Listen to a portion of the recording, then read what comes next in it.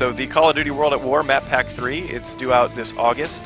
It's going to be a lot like the previous map packs we released, so it's going to be 3 multiplayer maps and a new Nazi zombie level. And with our multiplayer maps, the multiplayer DLC in Map Pack 3, we kind of took a real good listen to the community, and a lot of what the community was saying is they don't want so many long-range sniper fests, they don't want short-range SMG fests either, so they wanted bigger maps, medium to larger maps, infantry-based again, let's just stick away from the vehicles this time. We wanted to really focus on that combat we knew how to do. And so with the 3 maps, I think all 3 of them play perfectly.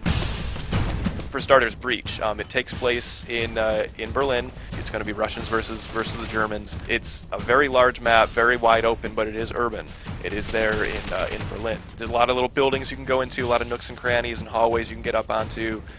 There's a great amount of verticality pretty much on either bases. You're always going to have some sort of a building structure or rooftop that you can get on top of and look over the enemy base.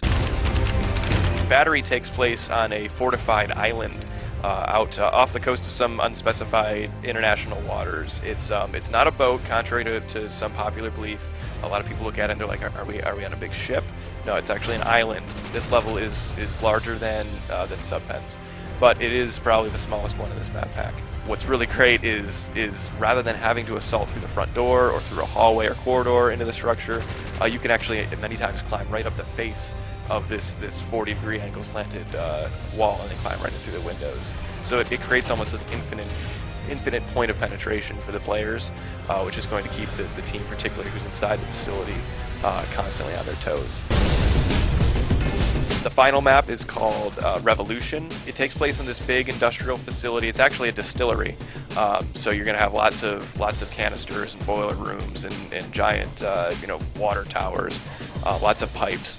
What's great about Revolution is you're going to have excellent sniper positions. And one of the intersections in the map, you have two different roads that you can look down when you're going to be defending your flag. If you're going to be sniping down one road, this side of the street is going to be a flank point that's completely open, and you don't have line of sight to that. So while you have line of sight to one street, your line of sight's broken on the other. So either you, as the sniper, need to keep sort of going back and forth like a sentry and keeping an eye on both of them, or you have to have your teammate locking down the other street, or go and place your Bettys or your satchels just in case the enemy tries to flank you.